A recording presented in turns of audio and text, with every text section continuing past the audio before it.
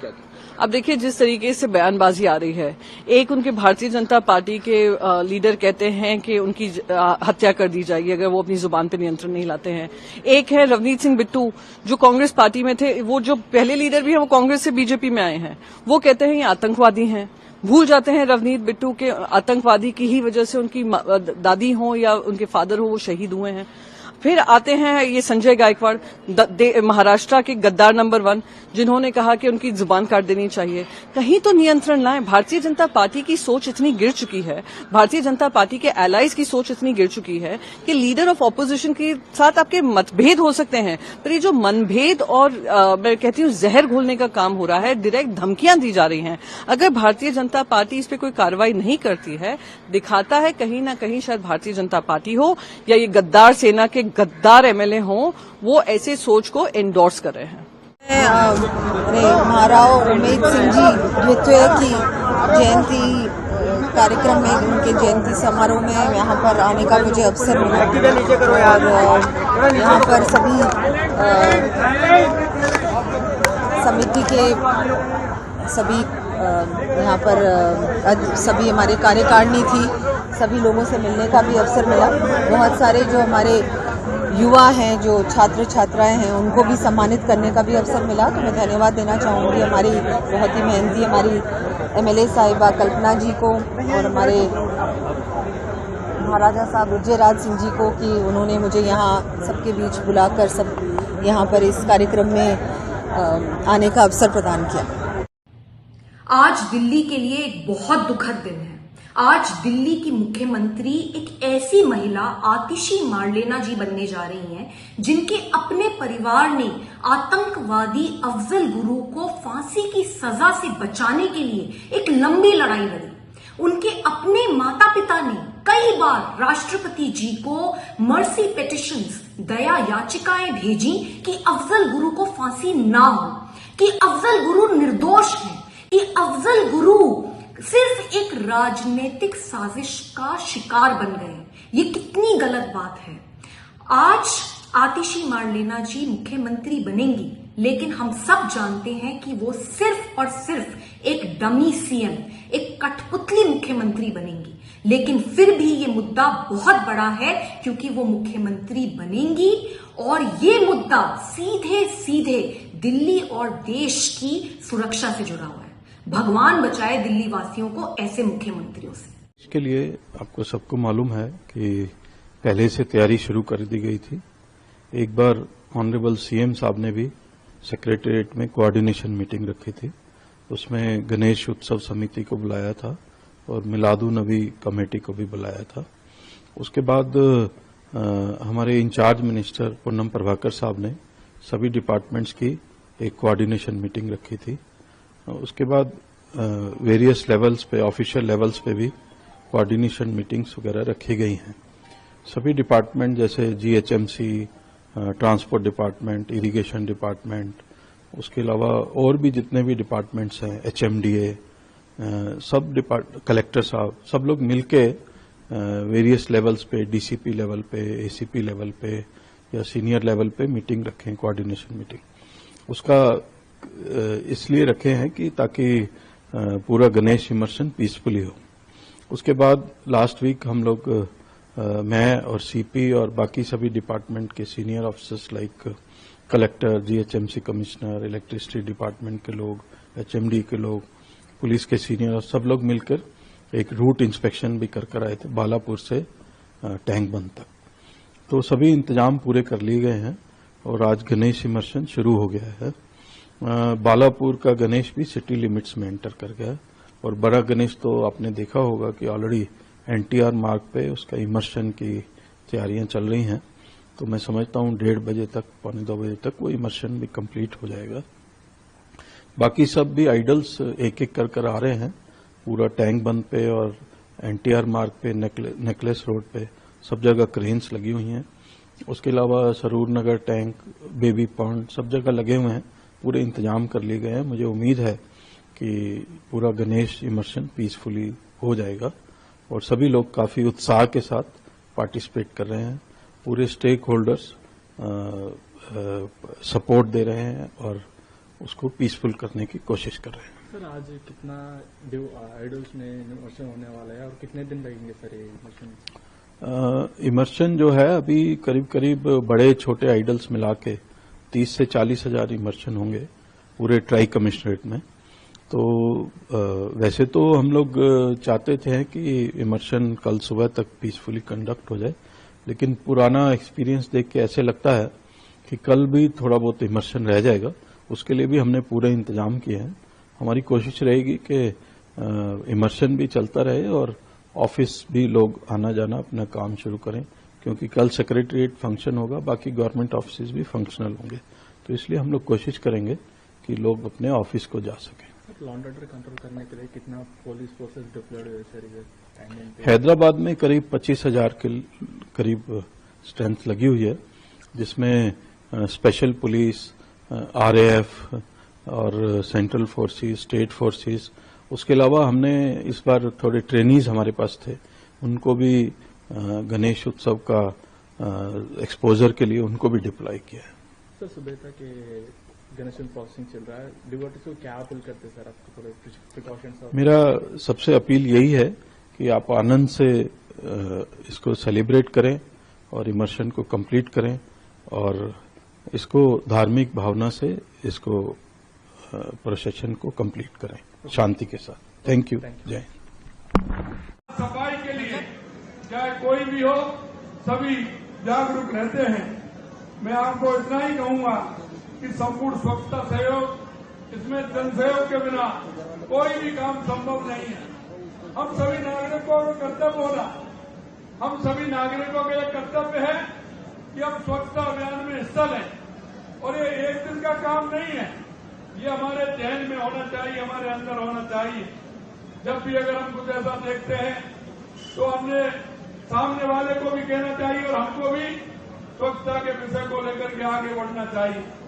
चाहे घर हो, चाहे दफ्तर हो, चाहे घर से बाहर हो, रोड हो, कहीं भी हम जाते हैं, पार्क में घूमने जाते हैं, हमारे मन में स्वच्छता को लेकर के विजन होना चाहिए। और मैं कह सकता हूं कि स्वच्छता के विजन का कोई भी काम अगर हम करते हैं तो वो काम हमारा ऐतिहासिक होता है। इन दिनों में मुंबई गया था, हमारे प्रवासी राजस्थान के लोग थे, जालौर, सिरोही, बाड़मेर के लोग मुझे मिले थे। मैं जब बीच पर घूमने गया था तो मैंने वहां देखा, उन्होंने एक अपना जिस तरह से एक सोसाइटी बना रखी है, एक संस्था बना रखी है और उस संस्था के माध्यम से वो घूमने भी जाते हैं। उन्होंने वहां उसको एक साइड के पूरे बीच को गोल ले रखा है। वो सुबह निकलते हैं, उनका घूमना भी होता है और साफ सफाई भी करते हैं। मैं जाकर के उनसे मिला, उनसे मेरी बातचीत हुई। मैं जब घूम रहा था तो वो मेरे पास आ गए। मैंने देखा कि आप कैसे करते हैं, कि हम डेली घर से निकलते हैं, हम घूमते भी हैं और यहाँ सफाई भी करते हैं। और उन्होंने इतना बड़ा एरिया है, उसको 2-2, 3-3 किलोमीटर का बांट रखा है। एक पार्क है, उसको ले रखा है। तो वो जाते हैं तो सबसे पहले अपना आधा घंटा का वो काम करते हैं, उसके बाद वो घूमते हैं, प्राणायाम करते हैं। तो ये जीवन का एक आधार होता है। हम सुबह घर से निकलते हैं, घूमने जाते हैं, कोई न कोई हमारे जीवन का आधार हो। एक मैं कहना चाहता हूं, मैंने देखा था ऑफिस के अंदर जो हमारे कर्मचारी हैं, अधिकारी, उन्होंने भी इस तरह का बना रखा है कि जब वे ऑफिस में जाते हैं उससे पहले उनके भरोसे नहीं रहते हैं। वो हर चीज को देखते हैं, अगर हमारे पौधे लगे उसमें पानी हुआ कि नहीं हुआ, हमारी सफाई किस तरह से उसमें होती है, वहां कहीं कचरा तो नहीं है। ये मन के अंदर होना चाहिए और जब ये मन के अंदर होगा तो निश्चित रूप से सफाई होगी और सफाई होगी तो हमारा स्वास्थ्य भी ठीक प्रकार से रहेगा। मैं इंदौर भी गया था, मैंने देखा वो लगातार सफाई में पहले नंबर आ रहा है। लेकिन वहां सफाई का सबसे बड़ी बात है कि वहां लोगों के ध्यान में बैठ गया और लोगों के ध्यान में ये बैठ गया है, अगर कोई ठेली वाला है तो ठेली वाले ने अपना कचरा पात्र उस ठेली के नीचे रख रखा है, वो आपको नीचे नहीं डालने दें। पान वाला है छोटी सी दुकान है लेकिन उसने भी अपना कचरा पात्र पास में रख रखा है। ये सफाई अभियान देश के लिए, देश के स्वास्थ्य के लिए बहुत आवश्यक है। और माननीय यशस्वी प्रधानमंत्री नरेंद्र मोदी जी का जो विजन है और उस विजन को आगे बढ़ाते हुए हम इन गतिविधियों को भी चालू करें, निकायों से भी हम संपर्क रखें और श्रमदान के माध्यम से हम इस सफाई अभियान को आगे बढ़ाने का काम करें।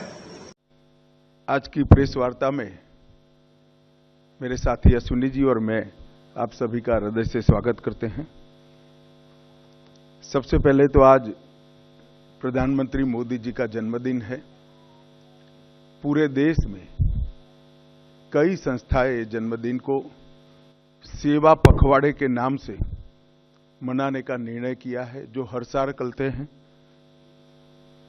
17 सितंबर से 2 अक्टूबर ये 15 दिन देश भर के सभी जरूरतमंद लोगों की सेवा में हमारे जैसे कई कार्यकर्ता इसको लगाएंगे। प्रधानमंत्री जी एक छोटे से गांव के गरीब परिवार में जन्म लेकर दुनिया के सबसे बड़े लोकतंत्र के प्रधानमंत्री बने। न केवल प्रधानमंत्री बने, 10 साल में दुनिया भर से 15 अलग अलग राष्ट्रों ने इनको अपना सर्वोच्च पुरस्कार देकर न केवल प्रधानमंत्री जी हमारे देश का गौरव बढ़ाया है। आज देश की 140 करोड़ की जनता बहुत मन के साथ इनके दीर्घायुष के लिए प्रभु प्रार्थना कर रही है। मैं और अश्विनी जी भी वो प्रभु प्रार्थना के साथ अपने आप को संबद्ध करते हैं। मित्रों, आज की प्रेस वार्ता मोदी जी की तीसरी सरकार के पहले 100 दिन के कामकाज पर आपको सूचना के परिणाम स्वरूप 60 साल के बाद पहली बार कोई एक नेता तीसरी बार अपनी घोषणा के साथ देश का प्रधानमंत्री बनकर देश का नेतृत्व कर रहा है। 60 साल के बाद पहली बार देश में राजनीतिक स्थिरता का माहौल आया है और नीतियों के सातत्य को भी हमने अनुभव किया है। और नीतियों की दिशा, नीतियों की गति और नीतियों को क्रियान्वयन करने की सटीकता, ये तीनों 10 साल तक बरकरार रखकर 11वें साल में प्रवेश करना मैं मानता हूं बहुत कठिन है। दुनिया के कई देशों में भी देखा गया जहां एक प्रकार से वाइब्रेंट लोकतंत्र है, वहां पर ऐसे बहुत कम ही उदाहरण दिखाई पड़ते हैं। और इसका कारण है कि इस 10 साल में देश की बाहरी सुरक्षा, देश की आंतरिक सुरक्षा और देश की रक्षा प्रणाली, इसको मजबूत कर एक सुरक्षित भारत बनाने में नरेंद्र मोदी सरकार ने बहुत बड़ी सफलता मोदी जी के नेतृत्व में प्राप्त की है।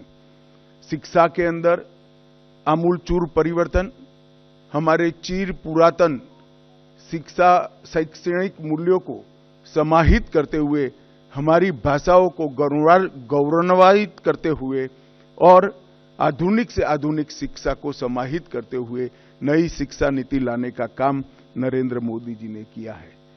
जब मेक इन इंडिया का नारा दिया गया, काफी लोग इसका मखौल उड़ाते थे, मगर आज मैं बहुत फख्र के साथ कह सकता हूं कि भारत पूरी दुनिया में उत्पादन का सबसे चहेता केंद्र बन चुका है और ये वास्तविकता है। हमारी डिजिटल इंडिया की योजना को दुनिया के कई देश समझना भी चाहते हैं, स्वीकारना भी चाहते हैं और उसको अपने विकास। सरकार की अगर 100 दिन के उपलब्धि की बात करें तो क्या उपलब्धि है आपके सामने जो देशवासियों को आप बताना चाहते हैं? देखिए, आज इस तीसरे टर्म की हमारी सरकार के 100 दिन पूरे हो रहे हैं और साथ ही साथ हमारे प्रधानमंत्री मोदी जी का जन्मदिवस भी है आज ही के दिन। ये दिन 100 दिन पूरे हो रहे हैं और इसे मैं एक सुखद संयोग मानता हूं। और जहां तक हमारी सरकार का प्रश्न है, मैं कह सकता हूं कि यह सरकार बनने के पहले ही हम लोग पूरी तरह से कॉन्फिडेंट थे कि तीसरे टर्म की सरकार भी यह एनडीए की ही सरकार बनेगी मोदी जी के नेतृत्व में। और वह सरकार बनी। और उसी समय प्रधानमंत्री जी ने कैबिनेट की बैठक में कह दिया था कि नई सरकार बनने के बाद, यानी तीसरे टर्म की सरकार बनने के बाद प्रारंभ के 100 दिनों में हमें क्या क्या करना है, इस संबंध में सभी मंत्रालय अपनी योजना बना लें। और वह योजना पहले ही बन गई थी। और कैबिनेट के फॉर्मेशन के बाद तुरंत सारी योजनाओं से संबंधित जो भी कैबिनेट को फैसले लेने थे, कैबिनेट ने फैसले लिए और उसको अमली जामा पहनाना भी हम लोगों ने प्रारंभ किया। और आज मैं कह सकता हूं कि कई ऐसे महत्वपूर्ण निर्णय हमारी सरकार ने लिए हैं जो कि बहुत ही उल्लेखनीय है। जैसे 7 लाख रुपए से ऊपर की 7 लाख रुपए तक की जिनकी आमदनी है उनको इनकम टैक्स का एग्जम्पशन दिया है। यूनिफाइड पेंशन स्कीम लागू की है। 25 साल सर्विस वाले कर्मचारियों के औसत वेतन का 50% पेंशन के रूप में मिलेगा। यह हमारी सरकार का एक बहुत बड़ा फैसला है। और मैं समझता हूं कि इससे सारे देश भर के जो भी हमारे एम्प्लॉइज हैं, जो भी हमारे विभिन्न सेवाओं में जो लगे हुए हैं लोग, उनको बहुत बड़ी इससे राहत मिलेगी। सरकारी सेवाओं में लगे लोगों को 1 रैंक 1 पेंशन का तीसरा संस्करण भी हम लोगों ने लागू किया है। अपने हमारे जो रिटायर्ड हमारे सैनिक हैं, सैनिक अधिकारी हैं, और साथ ही प्रधानमंत्री आवास योजना 3 करोड़ और अधिक बनाने का लक्ष्य हम लोगों ने निर्धारित किया है। 1 करोड़ शहरी और 2 करोड़ ऐसे ग्रामीण। और जून से अगस्त के बीच 2.5 लाख से ज्यादा घरों में हम लोगों ने सोलर एनर्जी सिस्टम को भी लगाने में कामयाबी हासिल की है 100 दिनों के अंदर ही।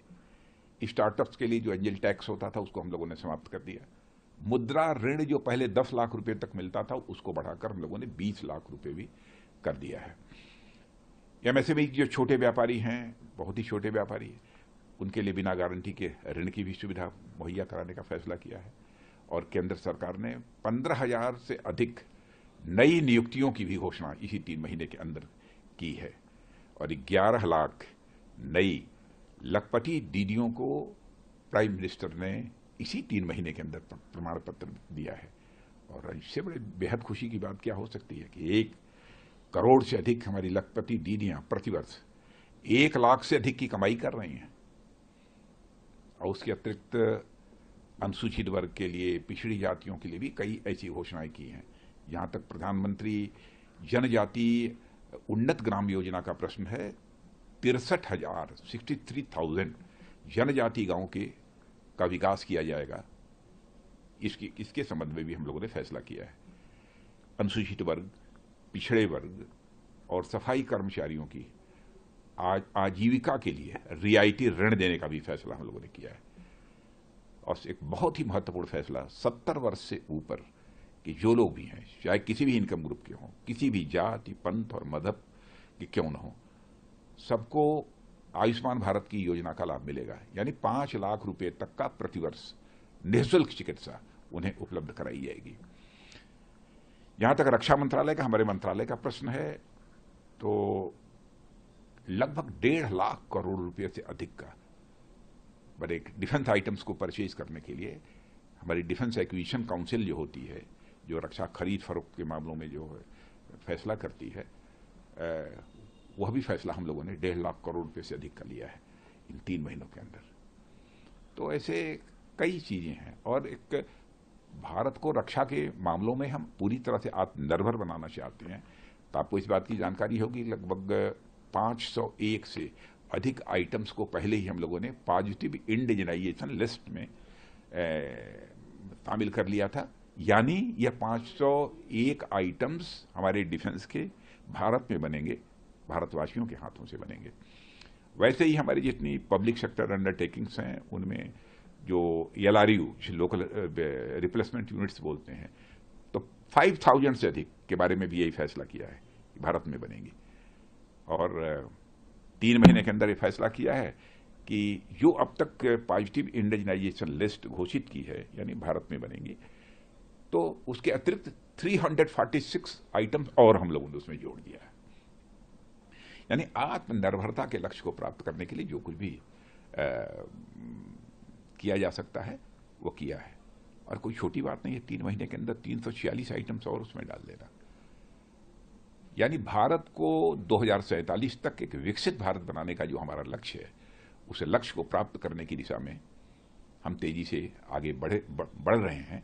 इसका स्पष्ट संदेश 3 महीनों के फैसलों से ये जाता है। तो नया सीएम बनाया आम आदमी पार्टी ने, इनकी मीटिंग हुई थी, मीटिंग में उन्होंने एक नाम सजेस्ट किया। मजबूरी में बनाया है अरविंद केजरीवाल ने, क्योंकि अरविंद केजरीवाल चाहकर भी अपनी मन मर्जी का मुख्यमंत्री नहीं बनवा सके। आतिशी को सारे विभाग दिए गए मनीष सिसोदिया के कहने पर, और मनीष सिसोदिया के दबाव में ही आतिशी को मुख्यमंत्री बनाया गया है। और मैं फिर कह रहा हूं कि चेहरा बदल गया है, लेकिन आम आदमी पार्टी का करैक्टर जो है, भ्रष्टाचारी करैक्टर, वो वहीं का वहीं है और दिल्ली की जनता उस भ्रष्टाचार का हिसाब मांग रही है। सर, लोकसभा के जब इलेक्शन हुए थे तब इन्होंने अलायंस किया था कांग्रेस के साथ, लेकिन एक भी महिला का नाम नहीं दिया था। अब एक महिला को सीएम बनाया। एक महिला को सीएम बनाया, लेकिन आतिशी को जवाब देना पड़ेगा कि जितने टाइम से वो मंत्री हैं, आज दिल्ली की सड़कों की हालत देखिए, पीडब्ल्यूडी विभाग वो देख रही हैं। अभी हमने उस दिन मुंडका से नांगलोई तक का जिक्र किया, दिल्ली की हर सड़क की यही हालत है। शिक्षा का काम आतिशी देख रही थी। 9th क्लास के 1 लाख से ज्यादा बच्चे फेल हो जाते हैं, 11th क्लास के 54,000 बच्चे फेल कर दिए जाते हैं। तो उनके पेरेंट्स को जवाब तो देना पड़ेगा ना। इनका करैक्टर वही है, भ्रष्टाचार, और भ्रष्टाचार का हिसाब चाहे आतिशी हो, चाहे अरविंद केजरीवाल हो, चाहे मनीष सिसोदिया हो, इन सबको देना पड़ेगा। आज हमारे साथ हमारे यशस्वी प्रधानमंत्री श्रीयुक्त नरेंद्र मोदी जी उपस्थित हैं। वह केवल हमारे देश के ही नहीं बल्कि सारा विश्व के सबसे लोकप्रिय नेता हैं। आज उनका शुभ जन्म दिवस भी है। माननीय प्रधानमंत्री जी, आज इस शुभ अवसर पर मैं यहाँ उपस्थित सारे माताओं और बहनों के तरफ से एवं ओडिशा के 4.5 करोड़ लोगों की तरफ से आपका जन्म दिवस की शुभकामनाएं देता हूं। माननीय प्रधानमंत्री जी, आज के दिन आपके लिए बहुत महत्वपूर्ण है। पूरे विश्व से आपके लिए अभिनंदन आ रहा है। आज के दिन इस शुभ अवसर पर आप हमारे बीच उपस्थित हैं। ये हम सब के लिए सौभाग्य की बात है, इसलिए हम सब आपके बहुत बहुत आभारी हैं। मैं सबसे पहले दिल्ली के लोकप्रिय मुख्यमंत्री, आम आदमी पार्टी के नेता, मेरे गुरु अरविंद केजरीवाल जी का धन्यवाद करना चाहती हूं, जिन्होंने मुझे इतनी बड़ी जिम्मेदारी दी और इस जिम्मेदारी के लिए मुझ पर भरोसा किया। ये सिर्फ आम आदमी पार्टी में हो सकता है, अरविंद केजरीवाल जी के नेतृत्व में हो सकता है कि एक फर्स्ट टाइम पॉलिटिशियन एक राज्य की मुख्यमंत्री बने। मैं एक सामान्य परिवार से आती हूँ। शायद किसी और पार्टी में होती तो चुनाव की टिकट भी नहीं मिलती, लेकिन अरविंद केजरीवाल जी ने मुझ पर भरोसा किया, मुझे विधायक बनाया, मुझे मंत्री बनाया और आज मुख्यमंत्री बनने की जिम्मेदारी दी है। मुझे सुख, मैं खुश हूं कि अरविंद केजरीवाल जी ने मुझ पर इतना भरोसा किया है। लेकिन जितना सुख आज मेरे मन में है, आज उससे बहुत ज्यादा दुख भी मेरे मन में है। दुख इसलिए कि दिल्ली के लोकप्रिय मुख्यमंत्री, मेरे बड़े भाई अरविंद केजरीवाल जी आज इस्तीफा दे रहे हैं।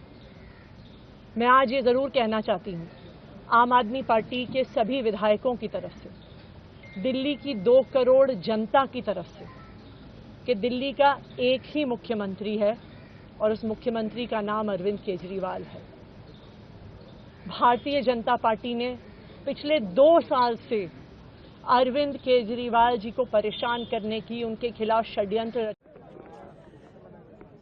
देखिए, पूरा 4.5 साल, 4 साल 8 महीना अरविंद केजरीवाल ने एक कार्यकाल में और 5 साल एक कार्यकाल में और 13 महीने एक कार्यकाल में, 49 दिन एक कार्यकाल में।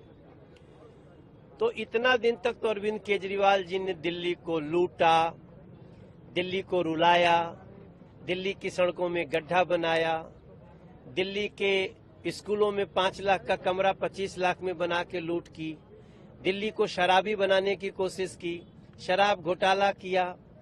जब कोर्ट ने उनको बेल भी दिया तो बेल देने से पहले सीएम पद से सस्पेंड कर दिया एक प्रकार से, क्योंकि कह दिया आप सीएम की फाइल पे साइन नहीं कर सकते, सीएम ऑफिस नहीं जा सकते। तो इसका मतलब क्या हुआ कि अब आप सीएम नहीं, you are no more a CM of NCT Delhi. अब मजबूरी जब हो गई तब ये आदमी लोगों की नजरों में अच्छा बनने के लिए बोलता है मैं इस्तीफा दे रहा हूं। अगर तुम मुख्यमंत्री हो ही नहीं तो इस्तीफा किस बात का? कोर्ट ने आपको सस्पेंड कर दिया। अब सोचिए दूसरी बात, 9 साल 8 महीना खुद राज किए और जब अंत आता है तो एक महिला को बिठाया है 2.5 महीने के लिए। यही इनका महिलाओं से प्रेम है कि हम 9 साल 8 महीना रहेंगे और लास्ट में तुमको बिठा देंगे। चलो, हम आतिशी जी को बधाई देते हैं, हम दिल्ली के सांसद हैं, मुख्यमंत्री पद पे जो भी आया। लेकिन मेरी आज 4 बातें करना चाहता हूं। शराब घोटाले में कितने का नुकसान हुआ रेवेन्यू का, आतिशी जी तुरंत जांच बिठा के बताएं। जो सड़कें टूटी हैं, गड्ढे हो रखे हैं, उसको तुरंत 2 महीने के अंदर, 1 महीने के अंदर ठीक करा सकते हैं, अगर चाहें तो कराएं। जो स्कूलों के कमरे कड़ी कुंडी वाले 5 लाख में बनने वाले 25 लाख में बने, उसका पैसा वापस करें। हमारे दिल्ली के नालों को ना सफाई होने से जो बच्चे मर गए उनको 1-1 करोड़ का मुआवजा दिलाएं। और हमारे गांव के लोगों का जो सुख चैन गया है उसको करने के लिए वो दिल्ली के गांवों में घूमे, उनके साथ बैठें। इन सारी चीजों को अगर कर सकते हैं, टैंकर माफियाओं पर लगाम लगा सकती हैं, तो मैं आतिशी जी को धन्यवाद दूंगा। बाकी तो बधाई है। आज का ये दिन एक और वजह से भी विशेष है। आज केंद्र की एनडीए सरकार के 100 दिन भी हो रहे हैं। इस दौरान गरीब, किसान, नौजवान और नारी शक्ति के सशक्तिकरण के लिए बड़े बड़े फैसले लिए गए हैं। बीते 100 दिन में तय हुआ कि गरीबों के लिए 3 करोड़ पक्के घर बनाएंगे। बीते 100 दिनों में नौजवानों के लिए 2 लाख करोड़ रुपए का पीएम पैकेज घोषित किया गया है। युवा साथियों को इसका बहुत लाभ होगा। इसके तहत प्राइवेट कंपनियों में नौजवानों की पहली नौकरी की पहली सैलरी सरकार देने वाली है। ओडिशा सहित पूरे देश में 75,000 नई मेडिकल सीटें जोड़ने का भी फैसला किया गया है। जो वादे हमने किए थे वो अभूतपूर्व गति से पूरे हो रहे हैं। हमने कहा था हम सरकार बनते ही भगवान जगन्नाथ के मंदिर के चारों द्वार खोलेंगे। सरकार बनते ही हमने भगवान जगन्नाथ मंदिर परिषद के बंद द्वार खुलवा दिए। जैसा हमने कहा था मंदिर का रत्न भंडार भी खोल दिया गया। भाजपा सरकार दिन रात जनता जनार्दन की सेवा के लिए काम कर रही है। हमारे मोहन जी, केवी सिंहदेव जी, बहन प्रभाती परिड़ा जी और सभी मंत्रियों के नेतृत्व में सरकार खुद जनता के पास जा रही है, उनकी समस्याओं के समाधान का प्रयास कर रही है। और मैं इसके लिए यहां की मेरी पूरी टीम की, मेरे सभी साथियों की भरपूर प्रशंसा करता हूं। मैं उनकी सराहना करता हूं।